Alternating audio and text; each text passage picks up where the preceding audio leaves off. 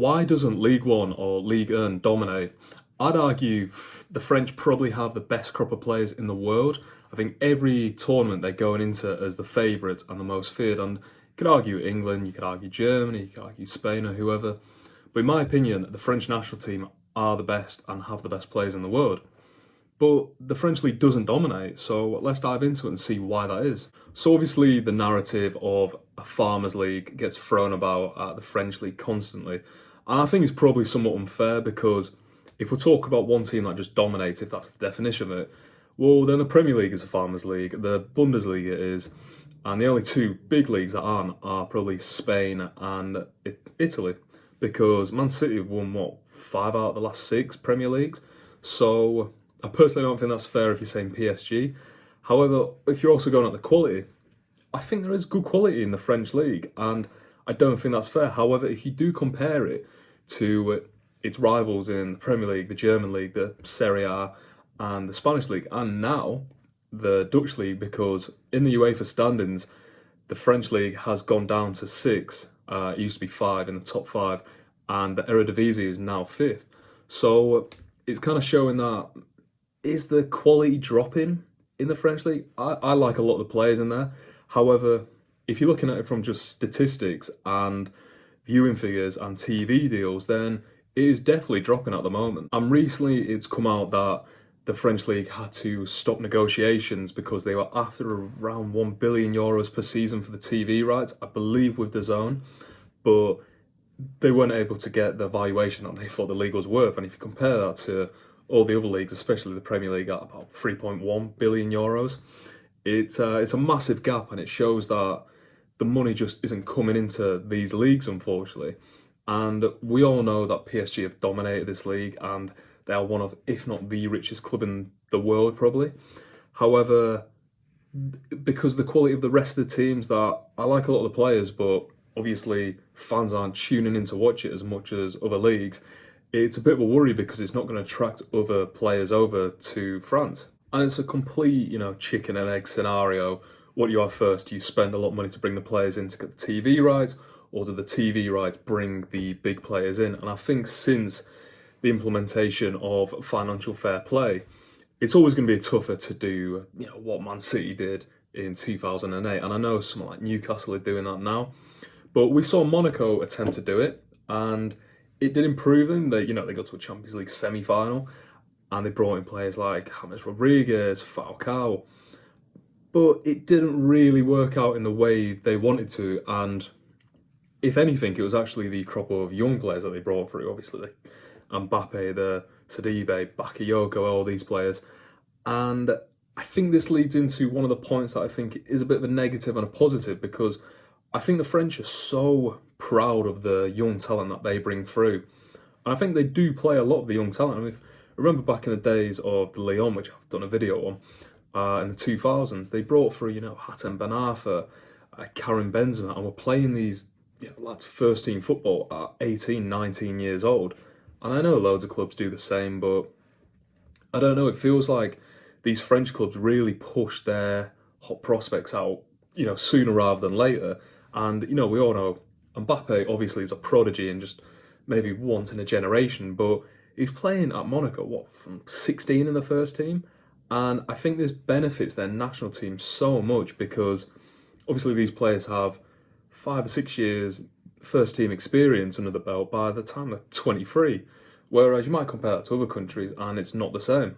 And I love that the French do play the young players, so young. And I even think PSG are kind of doing that at the moment with that Zaire Emery, or obviously they spent a lot of money on this lad, but Kolo Muani, I think it's pronounced.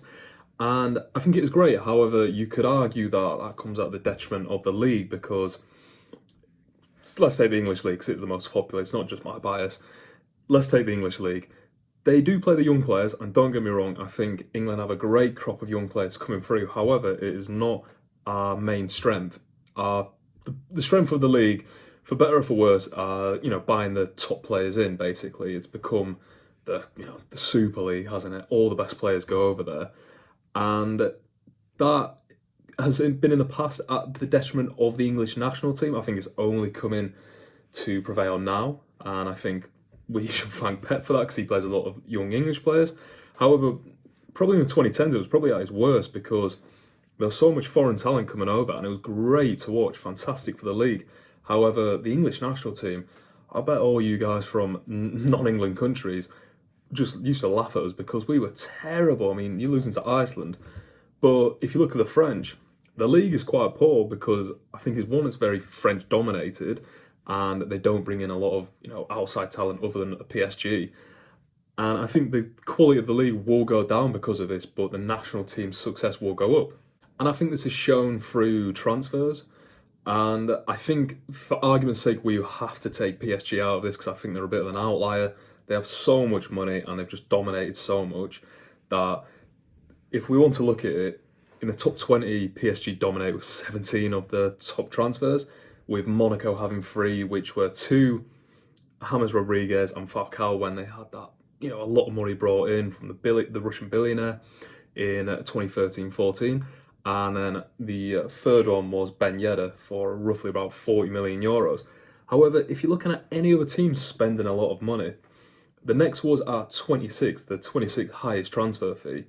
And that was Vitinha, who went to Marseille at 32 million euros, which, if that's the 26th highest transfer fee in the league's history, it is slightly insane. And of course, this isn't fixed for inflation rates, it's just the transfer fee alone. So I understand there's probably expensive players in the past.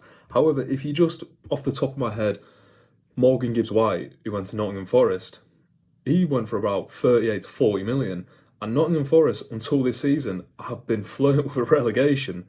So it's a bit insane that one of England's teams who hasn't been in the Premier League for a while, has been in the Championship for 20, 30 years, their transfer fee for a midfielder is higher than Marseille's record transfer, which is just mind-boggling, really.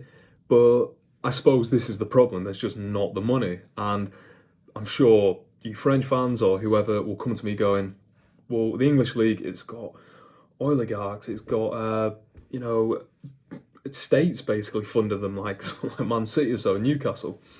And that's one of the answers, really, isn't it? It's just the money.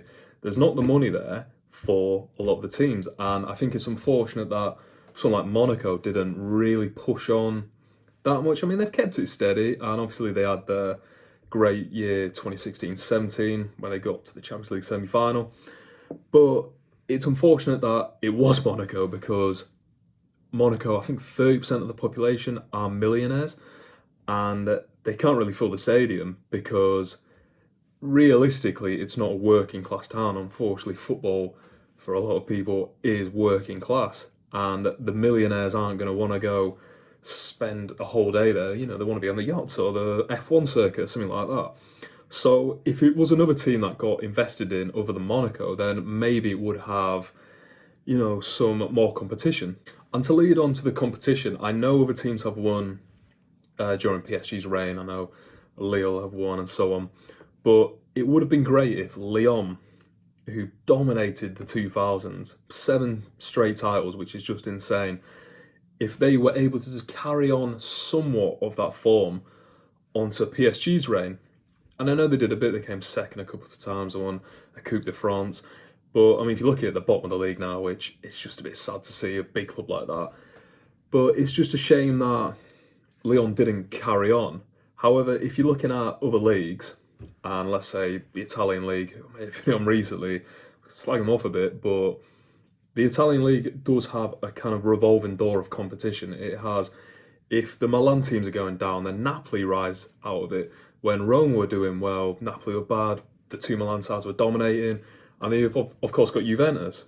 Whereas it feels like if PSG aren't dominating the league, then no other French team is going to really carry the flag for the country, in Europe is what I mean, basically. Because if you look at it, PSG are the only real team that have competed in Europe over the last 10, 15 years. I mean, there's been Monaco, who got to the semi-final, like I said. There's been Lyon, who got to the semi-final. But realistically, most years, a French team doesn't really get out of the group other than PSG. In fact, in the last 10 years, only 5 other teams not named PSG have actually made it out of the group stage, never mind, progressing to the quarterfinals and the semi-finals. So, like I said in the Italian video, if the French teams aren't progressing in Europe, then the casual fan just is not bothered unless, the French or they're just a big fan of Ligue, which is a shame because there's so much talent going on in France, and it's one of the most desirable countries. Paris is just so much culture and everything like that. And it's just if PSG aren't doing too well, then no one else is going to really carry the slack for them. Whereas if Barcelona aren't doing too well, Real Madrid are there, Atletico Madrid are there, and if even what I said about the Serie A, there's always in the quarterfinals or so, semi-finals, and obviously the Premier League, pretty much every season, all 4 Premier League teams will get out of the group. And I mean, there's been recent years where the Europa League and the Premier League have both had, and the Champions League, have had Premier League teams in the final, which, I mean, at the end of the day, that is how the casual fan will be interested in the league. It is just on TV, on BT, on BN Sports or whatever. I think that's in Europe. That is how the French league will progress. And until that happens, really, then it's not gonna. Because think back to that Monaco side in 2016-17. It stole the heart of everyone watching it. It had Falcao, who was just, everyone loved him and so sad that he had his injuries. Kylian Mbappe bursting onto the scene. You had Fabinho, Bakayoko, Sidibe, all these fantastic players. Thomas Lemar, Bernardo Silva, keep on remembering them all. It was so good to see a French team progress through the groups. And even when Lyon, I mean, I love when Lyon beat Man City in that quarter-final in that COVID season. It was fantastic to see. But they just can't seem to keep the pace, unfortunately. And just a quick thing, if you're clued into Ligue a lot better than me, please let me know if I'm right or wrong about this. But I've read that French teams aren't allowed more than 4 non-EU players in the squad, which, if that is true, which I'm not sure if it is, then that could also be why the quality might not be as high, because, let's not face it, the African lads and the South American lads and a lot of the Asian lads, they are fantastic. And me as a Liverpool fan, we would be nowhere without a lot of the African lads in the team, Mo Salah, Sadio Mane. And I think if that is a possibility, then tell me if I'm wrong, tell me if I'm right. But that could be a massive problem with that. However, I think if we're just looking at this season, I know PSG are top of the league again. You've got Lille second, you've got Monaco fighting in there. But I think this PSG team is a lot more endearing than previous years, and I'm hoping this kind of gives the French league a new name. They're still under the Qatari ownership, which rubs people the wrong way. At the end of the day, I think most big football teams now are run by questionable people. You won't get out of bed if you complain about them all, and I completely understand the problems with it, but I'm just focusing on the football, to be honest. And they've brought in a lot of young French players, which I really like. And I think if they can do something in the Champions League this year, which they look bloody good, and I think if Mbappe is spearheading this PSG team, Parisian, he's been there for 5 years now, I think he has, and he doesn't have Messi or Neymar on it anymore, then I think this could be fantastic for the French league, because I think PSG were actually my dark horse to win the tournament this year, which I think they could personally. And I think if they do, it will put the French league, we need a French team to win the Champions League eventually, don't we? And PSG were a hair away beating Bayern Munich, but they didn't. But yeah, let me know what you think. I don't really have the answer, because the quality I think is still quite high, but they just don't seem to attract the viewing figures and the notoriety of some of the other leagues. But if you're French, if you're a French fan, PSG fan, Lille fan, whoever, let me know what you think your league's like. How can it improve? Is it the infrastructure? Is it the quality?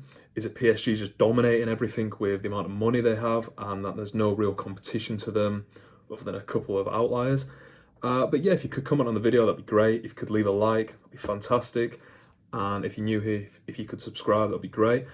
And yeah, see you next time.